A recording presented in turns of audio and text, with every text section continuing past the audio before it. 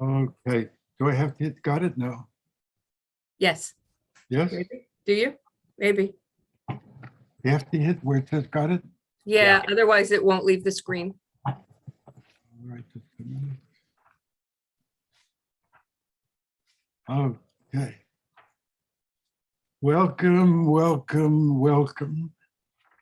Welcome back to those who were here last week. And welcome to those who are here today for the first time. If there's anybody who's here for the first time, would you introduce yourself? Tell us who you are. Anybody? Nobody from the Mark Cooper's. Hi, I'm Judy Coles. Judy I'm Holtz? Judy Coles, K-O-L-E-S. Well, you know my dad, Paul Felder, but I'm kind of a new member of B'nai Torah, and I did listen in on your Psalm classes the last go round. It was wonderful. Your father was an Anshe Shalom, wasn't he? Correct? I remember him, yes. So you're a German Jew by ancestry. I'm proud of it. Okay. Yeah. Good for you. Good for you. Yes, I remember him very well. Thank you. Yeah. Who else? Anybody else new beside Mark? Hi, Karen Solomon. I'm zooming in from Toronto. Hi. I used to attend B'nai Torah when I was going to Boca in the winters. Sadly, I don't go any longer, but I love tuning into B'nai Torah, especially to Shul on Shabbat. Okay, glad to see you. Thank you. Okay. All right. I'm grateful for everyone who comes, really. I know how busy you are. Let me begin, as we always do, with the bracha for studying Torah. Join if you know it, or at least say Amen if you don't. Baruch atah Adonai, Eloheinu melech haolam, asher kiddushanu mitzvotav, v'tzivanu la'asok b'divrei Torah. Right. Blessed art thou, Lord our God, ruler of the universe, who has made us a holy people by means of his commandments and has commanded us to study Torah. Let's review. We studied last week, and then we'll get to new stuff. Last week, we studied Psalms 35 and 45. And 35 played an important part in American history. 45 plays an important part in Jewish history. Psalm 35, remember the story? The writers of the Declaration of Independence in Philadelphia, 1775, were stuck. Every writer gets stuck. Every committee certainly gets stuck. And somebody suggested they take a break and pray to God. And some people objected and said, no. We're all have different ideas about God. I don't think anybody can pray for everybody. And John Adams was the one who said, I will be grateful for a prayer for anybody, as long as he's a patriot. And so somebody, we don't know who, read Psalm 35. And John Adams wrote to his wife that night, that I never had such an experience. Everybody was moved. Nobody spoke when it was finished. And when I read that, I thought of, here's a psalm written over 2,000 years ago, written in a land far from Philadelphia, written by a people, very few of the people in Philadelphia had ever met a Jew, and yet they were transformed by that psalm. That's an example of how the Bible has influenced the world, not just the Jews. Give you one more quick example, which I think I may have mentioned last year. Rabbi Meir Soloveitchik has a class in yeshiva on Judaism's influence on the Western world. So one year he invited the Archbishop of Philadelphia, whose name was Charles Chaput, to come and speak to his class. And he went downstairs and went to the entrance to the yeshiva to greet him when he came. And he walked him out to the elevator up to his class through the Beit HaMidrash. And the Archbishop stopped stopped in his tracks, amazed by what he saw in the Beit HaMidrash. He saw hundreds of young boys in teams of two facing each other, arguing about every single word in the page before them. And he said, wow. And when he came back, he gave a report on church on Sunday, and he said, I wish we Christians would study our holy texts the way they do, examining every word, debating every word, not just accepting it glibly, but debating it. If we only had that in the church. And I so cited that as a second example of how the way of the Bible influences people around the world. And then we read Psalm 45, and we read it two ways. Its original meaning and how the rabbis in the Jewish tradition have understood it. And its original meaning was probably a wedding song in honor of the wedding of some king, maybe Solomon, maybe one of Solomon's descendants, we don't know who. In the first 8 verses, I guess it's with troubadour or whatever they are today, sings the praises of the king, the good king, because he leads his people in battle and because he rules them with justice and equality. And I pointed out that this idea that the king is a military leader occurs in weddings to this day. If you remember how the two princes, William and Harry, got married, they both got married in uniform. Remember that? They both got married in uniform. And the rest of the psalm is a tribute to the Kala. She evidently came from Tyre, which is Syria today. And the song, she came in a golden gown, not white like today for some reason, I don't know why. And the key line is Kvoda bat melech penima, which probably originally meant, will the honorable princess now go inside? Now and then she goes inside with the, I don't know what you call them, maids of honor or whatever, carrying her gown behind her. That's probably what it meant. The Jewish tradition took it differently.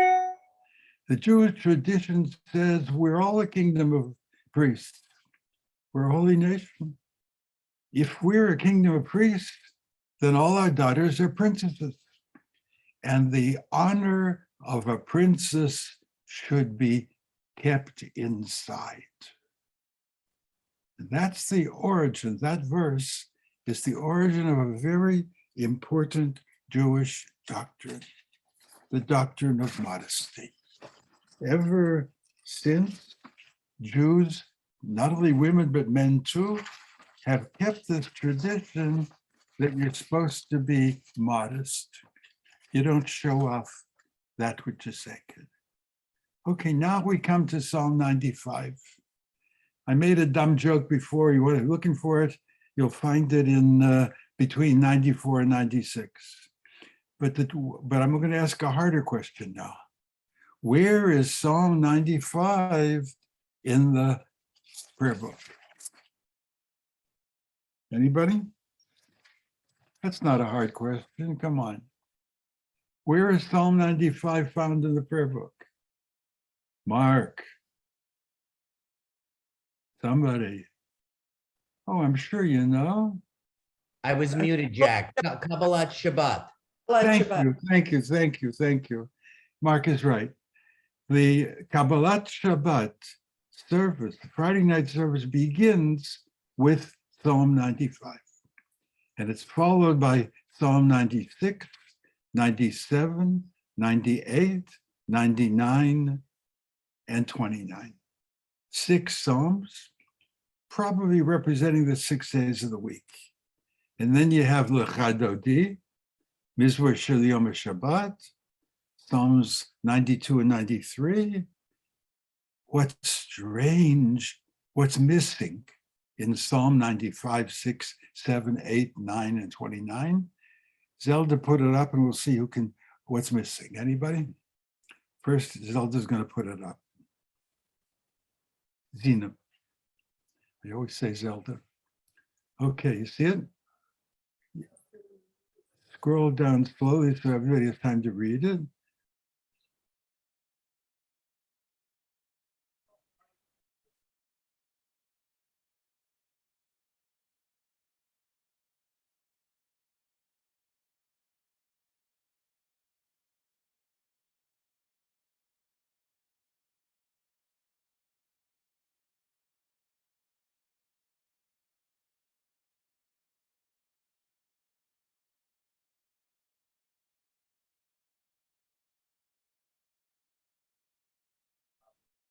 Okay, that's it.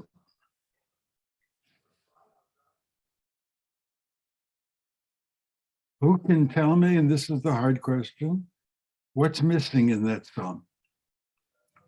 What word would you expect to have in that psalm that you don't find? Anybody? If it's the introduction to the Shabbat, what word is missing? Shabbat. Shabbat. There's no mention of Shabbat there. Did you notice that? Not a word. And we won't do it now, but if you went to 96, 97, 98, 99, 29, the word Shabbat is not found even once. What kind of an introduction to the service doesn't have, of Shabbat, doesn't have the word Shabbat in it? Isn't that strange? I'll tell you what word it does have. Every one of those 6 psalms has the word melech in it. Melech, which means king. And I think that's the explanation. What is Shabbos? Shabbos is the day when we acknowledge God is our king. It's the day when we declare that the earth is the Lord's, and we are only tenants. God is the landlord. We're allowed and we're supposed to work 6 days a week, but we take off one day. And one of the reasons we take off that day is to demonstrate this isn't our land. We don't own it. The earth belongs to God. Okay? And that God is king is the second motif. We live in a world, we don't have kings anymore in most places, but we live in a world with crooked leaders, dishonest judges, false gods, and the psalm declares, hang in, hold on, God's going to come, and when God comes, he's going to judge the earth. And unlike our judges, he's going to judge the world fairly and honestly. That's what Psalm 95 says. There's a famous book by John Milton called Paradise Lost. Huh? You've heard of it. In the Jewish tradition, Jews disagree with that poem. Jews believe that paradise is not lost, that at least once a week you can go back to paradise. That's what Shabbos is. How did paradise get lost? It got lost in 3 ways. A woman, husband listened to his wife, and they both sinned and they got thrown out. And that must have created a rupture between the husband and the wife from then on. You know what you did to me? And the second rupture is up until then, they lived in a paradise where they didn't have to work. When they got thrown out, nature, what's this? I'm going to ignore it. Nature, can you hear me? We can hear you, fine. Okay. Nature, now you got to work. Nature no longer just produces fruit. You got to plant, and reap, harvest, and work. By the sweat of your brow shall you earn your food. And the third rupture was between human beings and God. In the Garden of Eden, they were God's partners. Now, it's not quite the same. But once a week, nature keeps Shabbos, and men and women have Shalom Bayit, family day, and man and God come together. A new book has just come out that I urge you to read. It's a great book. It's a book by Nehemiah Poland, retired teacher at the Hebrew College in Boston, and it's called Stop, Look, and Listen. It's a book about Shabbos. I think it's the best book about Shabbos since the one that Dr. Heschel wrote back in the 1950s. It's a wonderful book, I think, really. I urge you to read it. And it begins in a strange way. If you and I were going to talk about the Shabbos, what would you begin with? What law? Thank you. What law would you begin with? Just a second. Oh, good. Thank you. You want to get me? Can you get me or not? It's up to her. What are you questioning? Can you get me? Get you what? My appearance is Do good. you want me to take down the screen share? Yeah, Okay, for the time being. here you go. Thank you. Okay. I see it. I'm at the corner. Okay. The Jewish, he says, what would you begin if you wanted to explain to somebody who never heard of Shabbos? What would you start with? What Not psalm are you on, Rabbi? What psalm? What? What psalm are you on? 95. 95. What psalm would you begin with? You'd probably begin with not working or family or something. He begins with a law which I would never have thought of.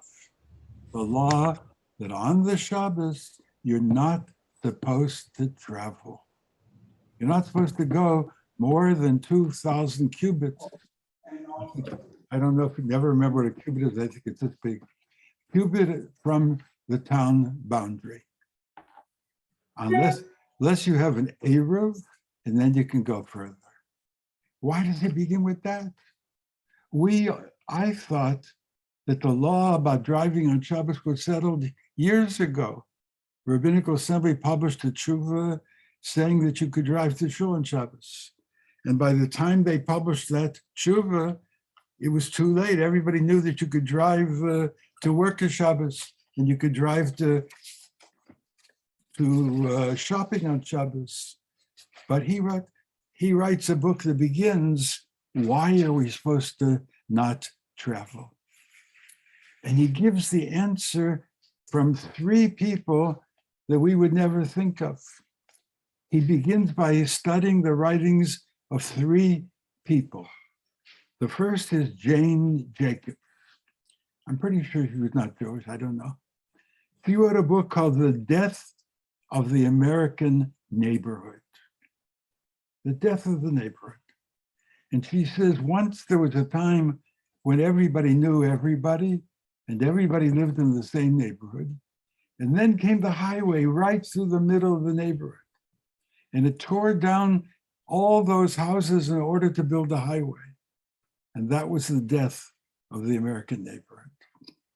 The second person she quotes is Robert Caro, who wrote a biography of Robert Moses, whom I think was also not Jewish, to the best of my knowledge. Robert Moses, remember that name? He was the one who built New York. And one of the things he did was create all the highways. And Robert Caro says he made a mistake. He shouldn't have done it, because by destroying the neighborhoods, he destroyed the character of the city. People no longer know each other. Today, you can live in a high rise, 40 stories high, and you get on the elevator and you meet somebody, and he's going to the 10th floor and you're going to the 20th floor, and you nod and you don't know him and he doesn't know you. And you notice he has a black ribbon and maybe you say, I'm sorry for your loss, but you wouldn't think of making a shiva call because you don't know him, you don't even know his name. That's how we live today in these high rises. So Robert Caro blames Robert Moses, and Jane Jacobs blames Robert Moses for destroying the sense of neighborhood. And he begins by quoting a third person, a great philosopher at Oxford in England, whose name was C.S. Lewis, who became a passionate Catholic in his old age, and who writes and makes the same point. The destruction of the neighborhood has resulted in a world in which nobody knows anybody else anymore. And he says, I wish we could do something about it, but he doesn't know what to do. None of these three writers, they lament the death of the neighborhood, but they don't know what can be done about it because they weren't Jewish. Nehemiah Poen says, I know what we can do about it. We can work 6 days a week and we can drive to work. We can live in suburbia and drive downtown to shop, to work. We can take a subway or a bus or a taxi. We can live in the modern world 6 days a week. And 1 day a week on Shabbos, we can stay home and not travel any further than we can walk. He says two things happen when you do that. He says, I walk the street on Shabbos, I see things I never noticed before. If you drive by in a car at 50 miles, 40 miles an hour, you'll never notice beautiful things that are right there on the street. If you walk, you'll see. And the second thing he says is you'll get to know the people in your neighborhood and you'll get to become friends. And if they're Jews, you have one thing in common, the Shabbos, and one thing in common, going to shul. So you'll walk together. And every so often you'll invite them to your house for Shabbos. Notice the expression. You don't invite them for dinner. You invite them for Shabbos. Dinner is a big part of Shabbos, but you invite them for Shabbos. And you know what? They'll invite you for Shabbos. And you'll sit at the same table and you'll sing and you'll ask questions, you'll get acquainted, and your kids will perform for the company. And those kids will perform for you when you go to visit, and you will become not just neighbors, you'll become real neighbors. Eventually, you'll learn to share in each other's joys and in each other's sorrows. You'll become close. I remember when I was a kid, I knew everybody who lived in our street. The Harrises lived 2 doors away. The Panucci's lived about 6, 7 houses away. The Dunns lived around the corner. I remember Mr. and Mrs. Dunn lost a child. I was maybe 6, 7 years old. And my mother took me when she went to pay a shiva call. I'd never been to a shiva call in my life. That was how I learned how you make a shiva call. I sat there. I saw how quiet Mrs. Dunn was. I saw how sad she felt. And I learned what a shiva call is. I'd never even heard of death by that age. And I remember Mr. Panucci liked me. And so I would play near his house, play marbles, play other things. And he used to call me his boy. And so whenever I misbehaved, and my parents said, you got to behave, you're going to be, what are you going to have a timeout? You're going to go to your room, whatever. I would say, if you don't like me, I'm going to go to Mr. Panucci's house and he's going to be my daddy and I'm going to be his boy. Kids don't say that today because nobody knows their neighbors. Nobody knows their neighbors anymore. So what's the answer to the death of the neighborhood? The death of the neighborhood is to travel 6 days and stay home the 7th. You can't not travel. It's a modern world. Without cars, we couldn't live. But you don't have to travel 7 days. My friend Bernie Eisenman came over to visit the other day. He is a retired rabbi of a congregation in Lexington, Massachusetts. If any of you come from Boston, Lexington is a suburb. I think it's east of Boston. Boston is a city made up of suburbs. Hardly anybody lives downtown. There is no downtown, much of a downtown in Boston. And we were talking, and he told me this story. He said, I was a rabbi, the congregation of 600 families, most of whom came 3 days a year. And how do you create a community? How do you create a sense of belonging among 600 different families? Nobody knows anybody. He got an idea. Took a computer, it had just come into use in those days. He took a map and he checked and found out where did every member of his congregation live. And he found it by zip code, and then what street. And he put a pin in the map wherever one of his members lived. And he looked at the map and he found out an amazing thing he never realized before, and that they never realized before. Many of them lived around the corner from each other. Many of them lived on the same street with each other, and they didn't know it. They lived their lives in cars, and they never knew that Joe lives around the corner from me. They had no sense of neighborhood. So what did he do? He called it together one by one Saturday night after another. He called a party, a get together in the house of neighborhood number 1, 20 miles from the shul. And everybody got introduced. And everybody was surprised. I didn't know you were my neighbor. And they served food. That's what Jews do when they get together.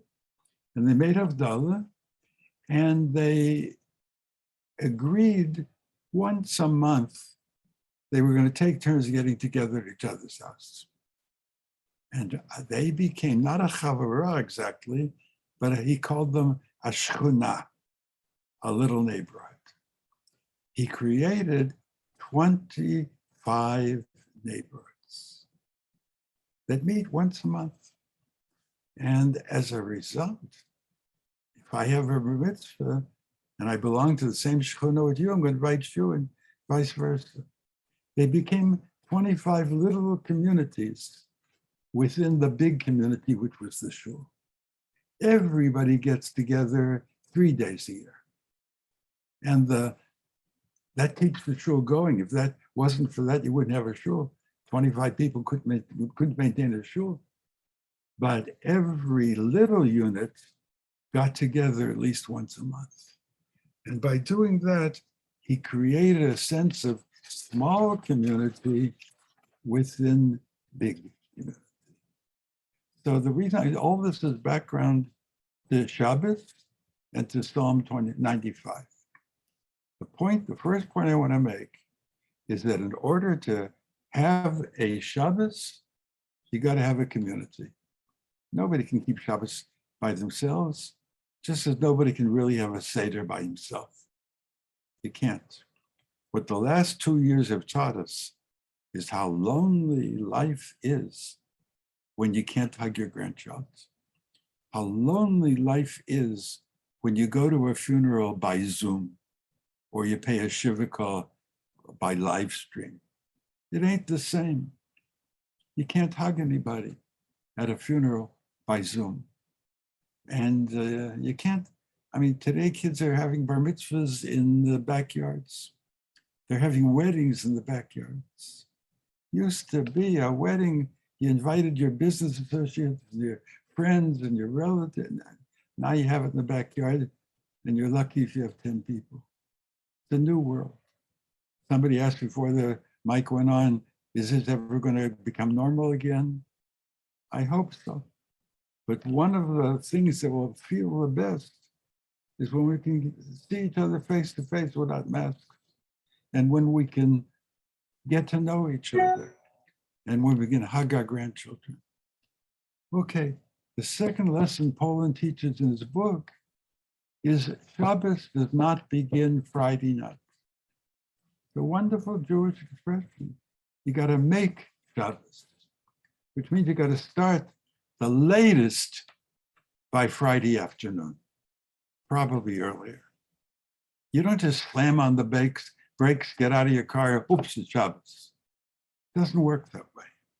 You got to start Friday by preparing a festive meal, as if a queen is coming to visit your house. That's what Kabbalat Shabbat means, welcoming the queen. It means you got to clean the house. You got to put out your best silver. You got to put out your best plates. A guest is coming, an important guest. And if you don't start Friday night, Friday afternoon, the latest, you won't make it in time. Shabbos doesn't just happen. Shabbos has to be made. Now, Zina, go back to the screen, if you will, with Psalm 95. And I want to show you something else. Zina, you around? Okay, let's look at it. Let us come, not me. I'm not going to daven by myself. Everybody, let's come together and sing to Lord, to God. Let us sound the shofar blast to the rock of our deliverance. Let us come before him, his presence with thanks, with gratitude, with psalms. Let us raise our voices to God. Why? For God is a great God. Oh, greater than all the other so-called gods. He, in his hand, is the depths of the earth and the heights of the mountain. He made them both. Remember that Negro spiritual and he's got the whole wide world in his hands? Comes from here. That's where they got it. Let's bow down and fall on our knees. Let's bend the knee before Adonai our Maker.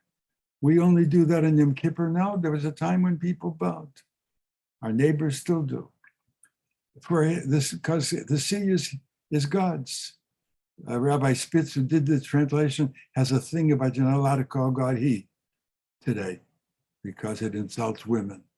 So he calls God God. Okay, I'm not so hung up on that, but he is. In whose hands are the depths of the earth, the heights of the mountains are God's. For the sea is God's, God made it, and the dry land, God's hands formed it. Come, let us bow down and fall to our knees before the Lord. For God is our God, and we are the people of God's pasture, and we are the flock of God's hands. Today, if we would listen to his voice, we would become God's people if we listen to his voice. We'll come back to that line. Whatever, don't harden your heart as you did at Meribah, as on the day of Massa in the wilderness. Don't do now what they did then. If you remember the biblical story, the Jews were led out of Egypt. They crossed the Red Sea. They saw their enemies drown. 3 days later, they come to God and fetch. And they say, what'd you take us out of Egypt for? Weren't there enough graves there? You had to take us out here to die here? I think it's the earliest example of Jewish humor. Was there a shortage of graves there? You had to bring us here to die here? And what are we going to eat? And what are we going to drink? Don't do what they did at Meribah. Meribah means a place of quarreling. It was the name of the place, or maybe it got its name because they quarreled there. And don't behave as you did at Massa. which is another word for quarreling, in the wilderness. When your ancestors tested me, they tested my patience, even though they had seen my deed. What was so bad about complaining at Masa Meriva? Anybody know? Not an easy question. What was so terrible is they just seen the wonders of God. They had just seen it, left the Red Egypt. They had just crossed the Red Sea. They had just, 3 days later, they complained. Let me teach you a wonderful, wonderful Yiddish expression, which I learned from my parents, and you probably did too. The expression is, you call somebody on the telephone, and you say, how you doing? And what does he say? He often says, nicht zu versündigen. I don't want to answer that question by sinning, because if 9 things in my life are good, and 1 thing in my life is bad, and I focus on that one bad thing, I commit a sin. I commit the sin of ingratitude. And therefore, I'm not going to answer your question, how are you? I don't want to sin. It's a wonderful, wonderful Jewish expression. To complain is to sin, especially if you got a lot of good things in your life. You got a good wife. You got good kids. No, your knee hurts and you have trouble walking. So it's a sin to only think about that and not think about how good your life is. It's a wonderful expression. And they tested me. They tried my patience because it was only 3 days before that I committed miracles for them. And instead of being grateful, they butchered. Bad enough for other people butcher, but these people really had no right to butcher. That tried my patience. How can they complain after what I did for them? And therefore, verse 10, 40 years akutz bidar. Hard to translate akutz. I was disgusted with that generation. He says loathes.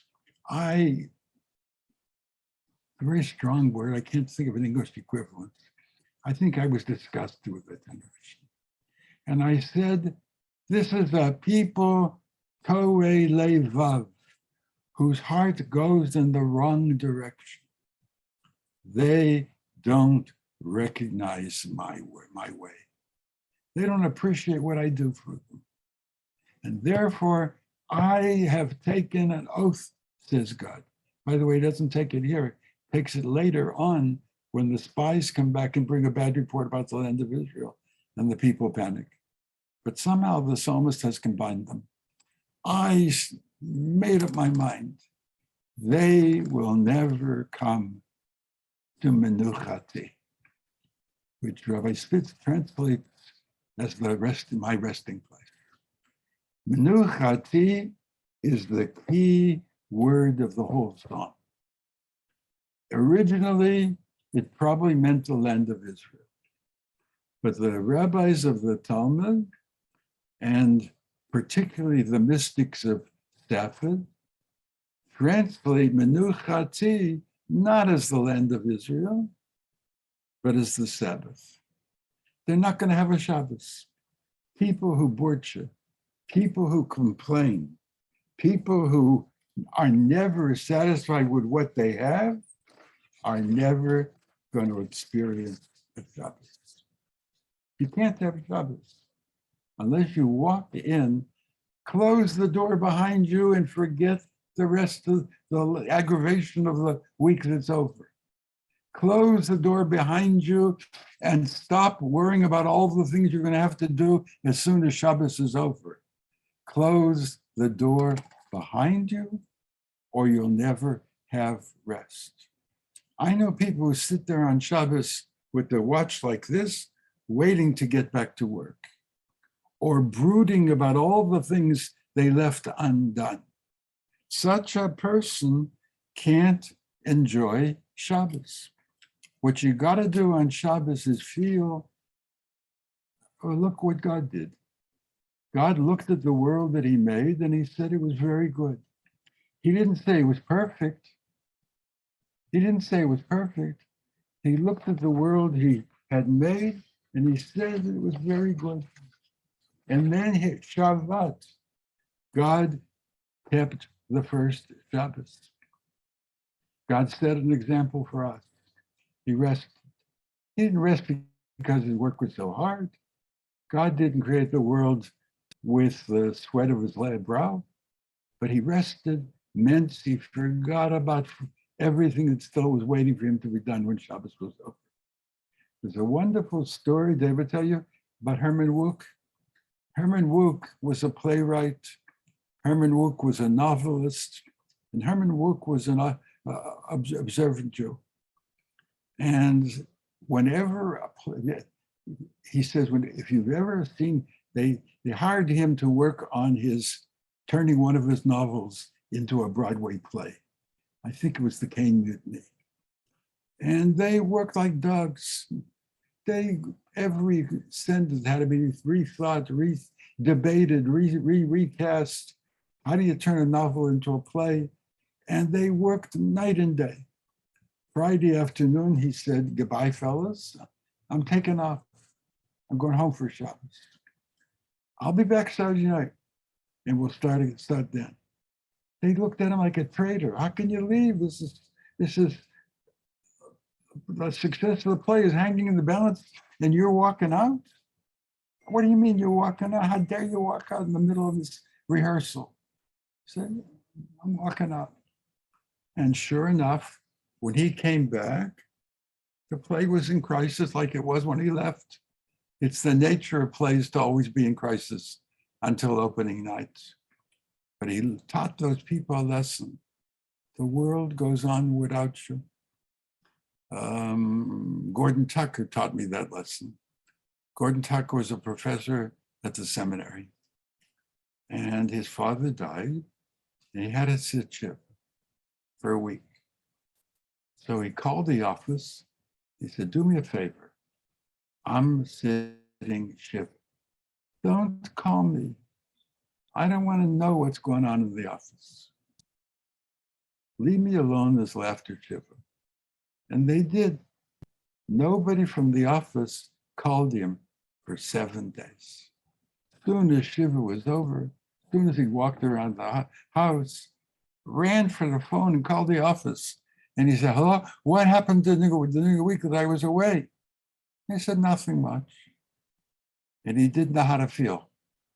Should he feel insulted that the world got along without him? Should he feel glad that the world got along without him? He learned a lesson that day. The world will get along without all of us. One of these days, you and I and everybody else, sooner or later, will be gone. And the world will get on without us. That's the lesson Gordon Tucker learned that day. So the key word is menucha, which means, according to the Kabbalists of Tzfat, Shabbos. I don't know how they got from a word that originally meant the land of Israel, and they turned it into Shabbos. But I think I know why. 3 reasons. Why did they make it the opening psalm of the Friday night service? For 3 reasons. Number 1, they loved it. And love is a good enough reason to do lots of things. Number 2, the temple was gone. The temple was gone, had been gone for hundreds of years. Shabbos is still here. And it was their vision to turn Shabbos into a portable kingdom that you could take with you wherever you went. And that's why they turned Menuchati into Shabbos.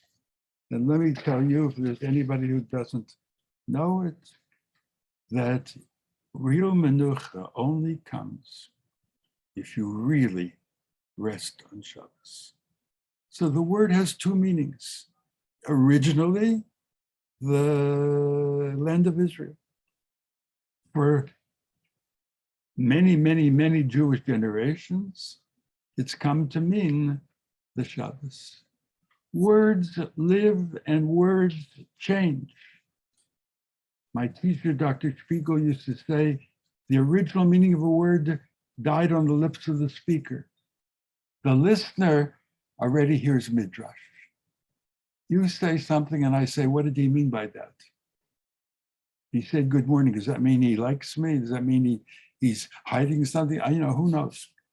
We all translate what we hear into what we think we hear. And if I tell a third person who tells a fourth person, who tells a fifth person what you said, it's probably come out very different. I'll tell you one experience I had. 92nd Street Y has a big cultural program, and they once invited me to speak. And they gave me the topic, the stories of Elie Wiesel. Okay, so I prepared, and I was going to give my lecture on the stories of Elie Wiesel. And I start talking, I'm on the first story, and the door opens, and in walks Elie Wiesel. Can you imagine how I felt? I'm going to explain the meaning of the stories of Elie Wiesel in the presence of Elie Wiesel. If there was a trap door, I would have gone out and run away.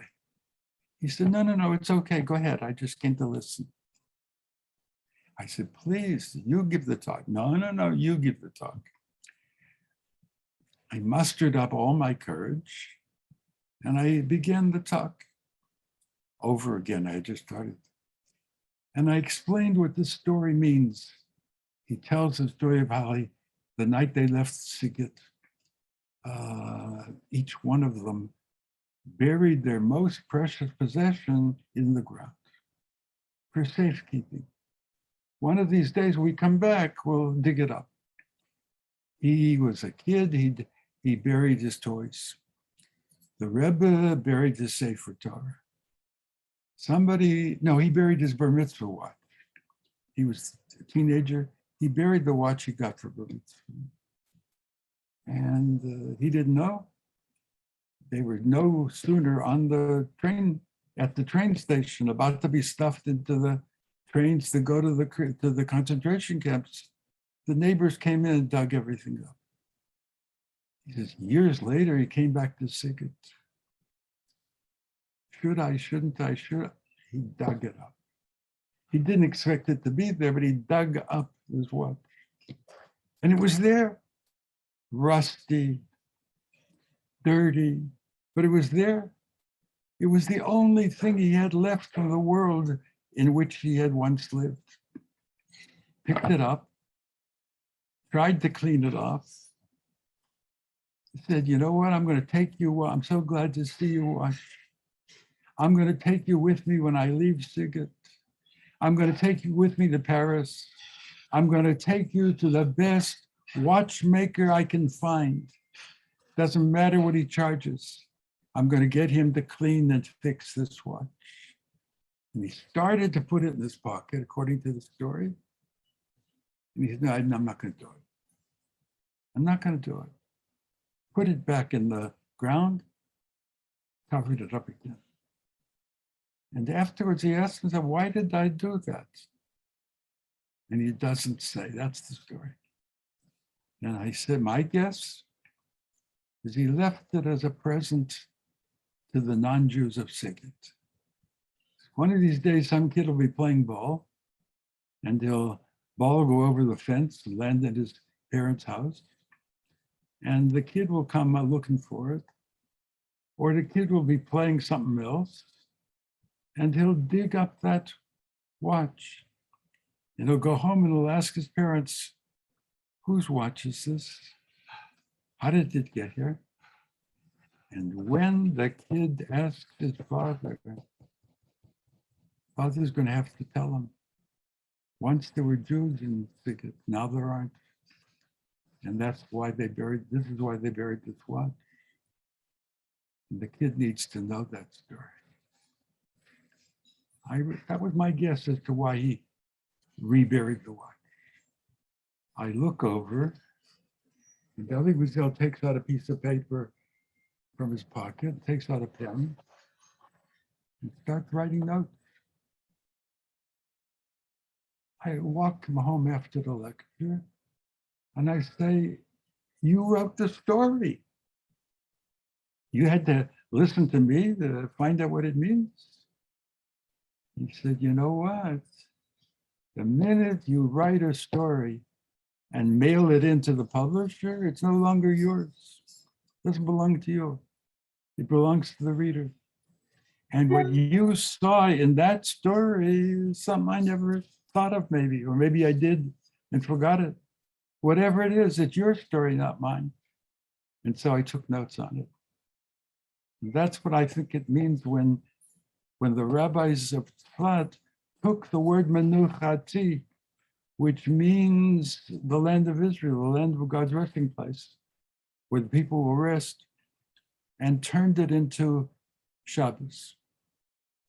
I think it was their right to change, to transform, to reinterpret, whatever word you want to use, on a word and make it mean something else. So that's what the Shabbos means today. It's the day of Menucha. It's the day of not perfect rest. Nothing's perfect, but it's the day of good rest. And it's the day when you close the door on yesterday and you close the door on tomorrow. It's not easy to do. My father was the days before telephone answering, and the phone would ring on Shabbos afternoon. And it would ring and ring and ring and ring and ring, and we wouldn't answer. Yeah, I think he knew it was. He took care of apartment houses, sold janitor supplies, was an exterminator in many apartment houses. And his biggest client or customer was a man, I won't mention, I remember his name, but I won't mention it. And this man was Jewish, but had no interest, no concept, couldn't care less about Shabbos. And if one of his janitors came to him with a complaint, reached for the phone and called my father and said, I want you out here immediately. And my father risked losing his biggest customer, but he wouldn't answer the phone. That's the strength, the discipline, the self-control. The other story I tell about my father is he was a chain smoker. He smoked 2 or 3 packs a day, but not on Shabbos. He didn't even tempted to smoke on Shabbos. When he made Havdalah, he lit the first cigarette from the Havdalah candle. But he wasn't tempted. When you're living in one kingdom, you don't think about another kingdom. Yesterday's kingdom, tomorrow's kingdom. And that's what Shabbos meant. It was a kingdom. A queen was coming. That's why you clean the house. The queen is coming, and you make the house beautiful, and you make, because the queen is coming. You close the door on yesterday. Hard to do. You close the door on tomorrow. Even harder to do. And you live in this kingdom. And you only walk so far. And in that distance, you're only with like-minded people, used to be, who share your values and who walk with you. Let me finish by telling you 2 quick stories. One from the Talmud, one from Hasidic literature. Talmud says Rabbi Yeshua was once in the marketplace and he saw Elijah. And he said to Elijah, when's the Messiah coming already? Strange sight. When is he coming? And Elijah said, go ask him yourself. He said, yeah, he's available. Where is he? He's sitting at the gates of Rome, sitting among the beggars. So Joshua says, how do I know which one is he? He said, all the other beggars and lepers take off all their bandages, put on some stuff to make their sores better, and then they put on all their bandages. The Messiah takes them off only one at a time, just in case he should get the call to come, he won't have to put on all his bandages before he can go. That's how you know who he is. So he finds him among the lepers, healing and helping the other sick people on their level. He says, why didn't you come already? When are you going to come? He says, Hayom, I'm going to come today. Really? And he runs back to Elijah and he waits, and Messiah doesn't come. He says to Elijah, you cheated me, you tricked me. He didn't come. He said, look at Psalm 95. It says, Hayom, I'm going to come today. Im bekolo tishma'u. If you listen to God's voice, if you do what God wants you to do. Whether and when the Messiah comes doesn't depend on the Messiah, depends on us. That's the meaning of that story. Depends on us. Any Messiah who's already come can't be the Messiah by definition, because the Messiah will come when we live right and not before. Now the last story comes from the Hesher book on the Sabbath. He says that Shlomo Radomsk, one of the great Hasidic Rebbeim, arrived in a certain town. And he was told there was an old woman there who knew Rabbi Elimelech of Lezhinsk in person. Wow. I'd like to meet her, he said. I'd like to find out what Shabbos was like in his house. They said, she's an old lady and she can't go out anymore. He said, I'll go to her. They went to see her, old lady. He said to her, what can you tell me about it? What was Shabbos like in the home of Elimelech Lezhinsk? He said, I don't know what went on in the Beis Medrash. And I don't know what went on in his study hall. I was just one of the maids who worked in the kitchen. But one thing I can tell you, during the week, we maids would bicker and quarrel and compete with each other.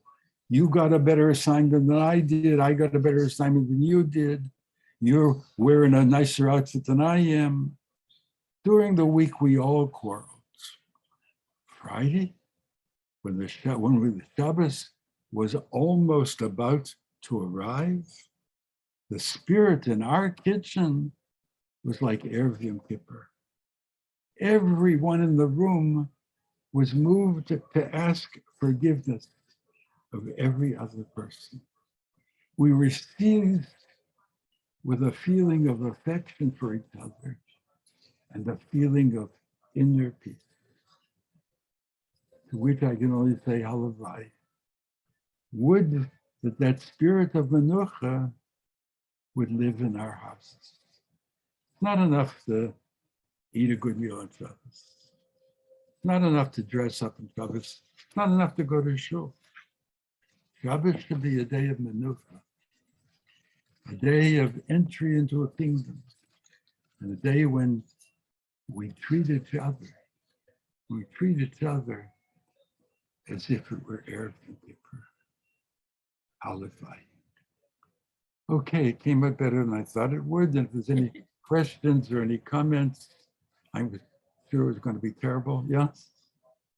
Any comments or questions or opinions? Wonderful, wonderful, wonderful. I just enjoyed every minute of it. Thank you so much. Thank you. Put such a good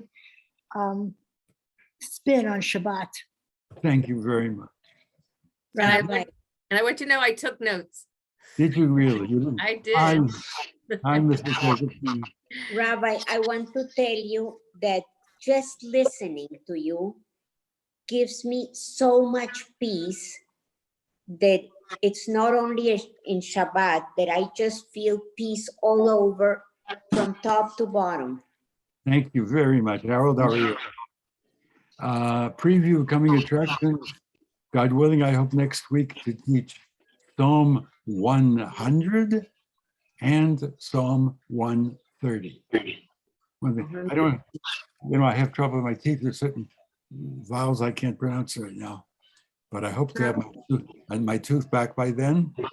And God willing, could do Psalm 100 and Psalm 130. You didn't record this? You didn't record this? I recorded. It's Oh, recorded, good. actually. I'm going to stop the recording right now. Okay, but you did record.